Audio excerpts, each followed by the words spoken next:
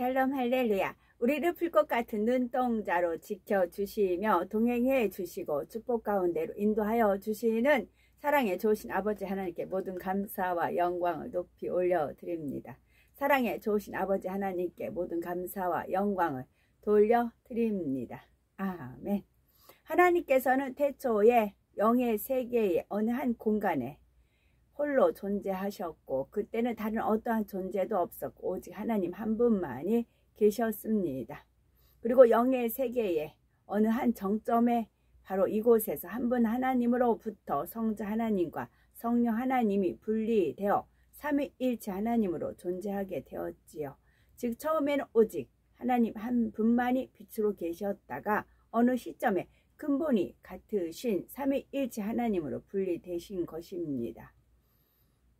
하나님께서 이처럼 차원이 다른 공간들을 나누신 이유는 바로 인간, 경작을 위해서입니다. 근본의 하늘에 홀로 계신 하나님께서는 이 넓고 광활한 우주와 내 마음을 알아 나와 서로 사랑을 주고 받음으로써 내 마음의 감동을 그 마음에 전달할 때 그도 그것을 받아 내게 전달해 줄 수 있다면 얼마나 행복하고 감동이 될까 하는 마음을 품으셨지요. 이와 같은 하나님의 마음에서 차원이 다른 공간이 만들어지고 참된 사랑을 주고받을 수 있는 참 자녀를 얻기 위해 6일간의 창조와 인간 경작의 섭리가 이루어지는 것입니다. 사도행전 4장 12절 다른 이로서는 구원을 받을 수 없나니 천하 사람 중에 구원을 받을 만한 다른 이름을 우리에게 주신 일이 없음이라 하였습니다. 구세주가 되려면 4가지 조건이 충족이 되어야 됩니다. 첫째는 아담의 근족인 사람이어야 되고 둘째는 아담의 후예는 아니어야 됩니다. 셋째, 원수 마귀를 이길 수 있는 힘이 있어야 되고 넷째, 목숨까지도 줄 수 있는 사랑이 있어야 합니다. 로마서 6장 23절 죄의 싹은 사망이요 하나님의 은사는 그리스도 예수 우리 주 안에 있는 영생이니라 말씀하셨습니다. 고린도전서 15장 21절 사망이 사람으로 말미암았으니 죽은 자의 부활도 사람으로 말미암는도다 말씀하신 대로 첫사람 아담으로 인해 죄가 들어왔으니 죄를 대신 져줄 수 있는 존재도 반드시 아담과 같은 사람이어야 합니다. 그래서 예수님께서는 육신을 입고 사람으로 오신 것이죠. 예수님에 대해 요한복음 1장 14절 말씀은 육신이 되어 우리 가운데 거하심에 했고 요한복음 1장 1절은 말씀은 곧 하나님이시니라 하였습니다. 말씀이신 하나님께서 살과 뼈를 가진 사람의 몸을 입고 이 땅에 오셨다는 뜻입니다. 예수님은 사람의 몸으로 태어나 성장 과정을 거치셨고 배고픔과 목마름, 기쁨과 슬픔을 느끼셨지요. 또한 채찍에 맞고 십자가에 달리실 때에는 피를 흘리고 고통도 느끼셨습니다. 바로 육신을 입고 오셨다는 증거이지요.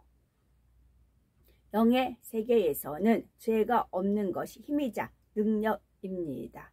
원수마귀 사단을 이기고 다스리기 위해서는 원죄뿐 아니라 자범죄도 없어야 하지요. 원죄는 아담으로부터 내려온 죄성을 말하고 자범죄란 사람이 태어난 후 성장하면서 스스로 짓는 죄를 말합니다.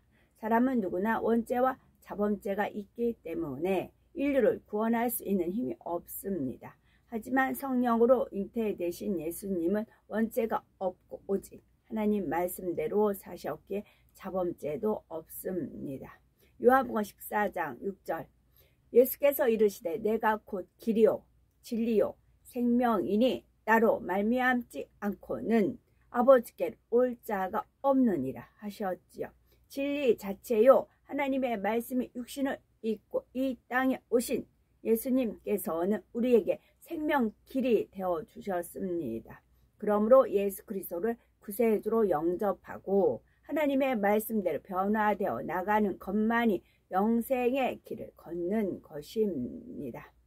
여호와의 불은 시온에 있고 여호와의 풀무는 예루살렘에 있느니라. 이사야서 31장 9절 말씀입니다. 고린도 후서 9장 쭉 읽을게요. 성도를 섬기는 일에 대하여는 내가 너희에게 쓸 필요가 없나니 이는 내가 너희의 원함을 알미라.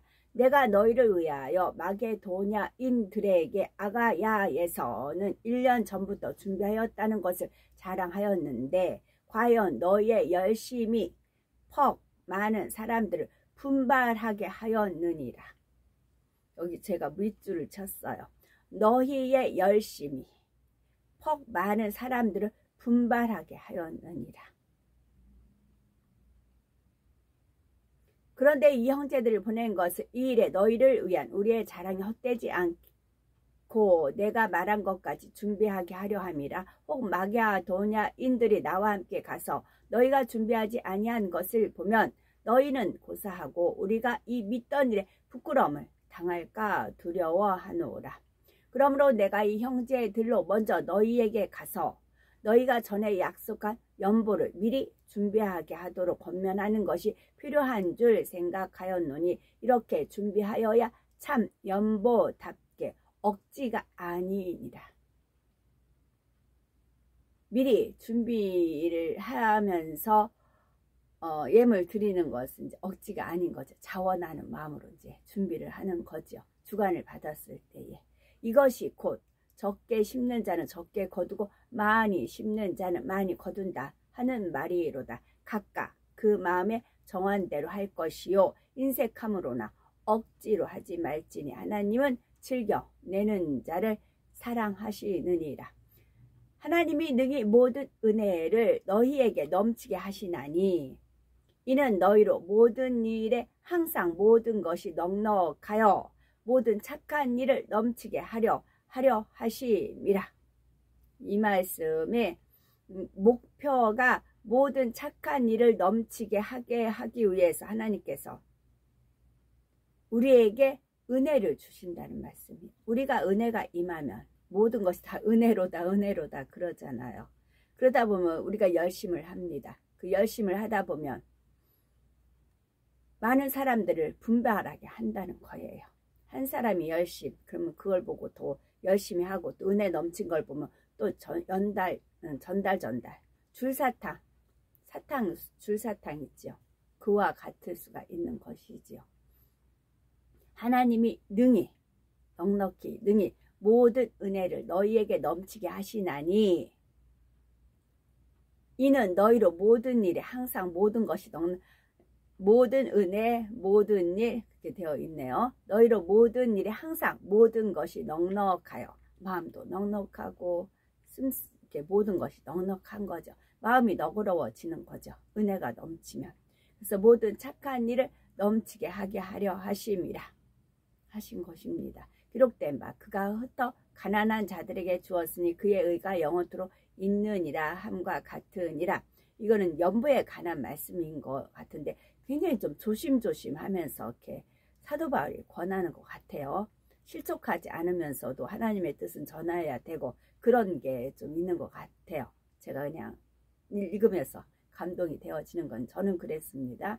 심는 자에게 씨와 먹을 양식을 주시는 이가 너희 심을 것을 주사 풍성하게 하시고 너희 의의 열매를 더하게 하시리니 너희가 모든 일에 넉넉하여 너그럽게 연보를 함은 한 번씩 연보라는 표현이 나와요.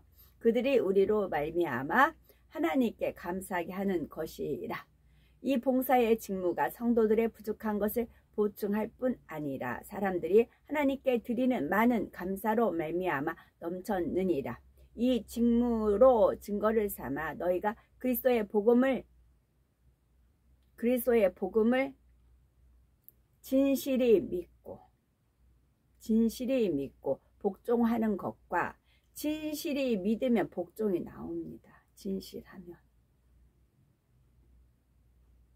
거기에 가식, 위선 뭐 그런 것이 섞여 있어요. 혼잣물들이 섞여 있으면 온전한 복종이잖아요. 스스로 복종하는 건데 이게 안 나와요. 자기 유익에 편한 것에만 그렇게 하고 자기한테 이득되지 않을 것 같으면 그런 게 나오죠. 그들과 모든 사람을 섬기는 너희의 후한 연보로 말미암아 하나님께 영광을 돌리고 또 그들이 너희를 위하여 간구하여 하나님이 너희에게 주신 지극한 은혜로 말미암아 너희를 사모하느니라. 또 그들이 너희를 위하여 간구하며 하나님이 너희에게 주신, 하나님이 주시는 거예요. 하나님이 우리에게 주신 지극한 은혜로 말미암아 너희를 사모하느니라. 말할 수 없는 그의 은사로 말미암아 하나님께 감사하노라. 결론은 말할 수 없는 그의 은사로, 어떻게 표현할 수 없는 하나님의 은사로 말미암아 하나님께 감사하노라. 아무개한테 감사한다, 사도 바울한테 감사한다, 누구한테 감사한다가 아니고 무조건 일단 하나님께 감사하노라. 하나님께 영광을 돌리는 것입니다. 그래서 저는 연보에 관한 그런 말씀인 듯한데, 저는 여기서 너희에게 주신 지극한 은혜, 우리는 하나님이 주시는 지극한 은혜를 넘치게 받아야 되겠고, 우리가 지극한 은혜를 넘치게 받음으로 말미암아 착한 일을 넘치게 하고, 그런 우리의 열심이 다른 사람들을 분발하게 한다, 그런 말씀이고, 또한 말할 수 없는 그의 은사로 말미암아 하나님께 감사하노라, 그 표현입니다. 각자 받은 그런 말씀에 은혜가 틀리고, 저는 오늘 아침에 읽다가 이런 부분 저한테는 은혜가 돼서 읽어드린 것입니다. 여호와를 경외함이 지혜의 근본이라. 그의 계명을 지키는 자는 다 훌륭한 지각을 가진 자이니 여호와를 찬양함이 영원히 계속되리로다. 시편 111편 10절입니다. 아멘. 저희들은 서서히 여유 있게 투영, 동승, 신압으로 총총히 금과 옥조입니다. 오늘도 저희들을 성령의 불단과 전군 전사와 주님의 불꽃 같은 눈동자로 지키어 보호하여 주시는 사랑에 좋으신 아버지 하나님께 모든 감사, 영광, 찬송, 찬양 높이 올려드립니다. 사랑에 좋으신 아버지 하나님만이 홀로 영광 받으시옵소서. 아멘.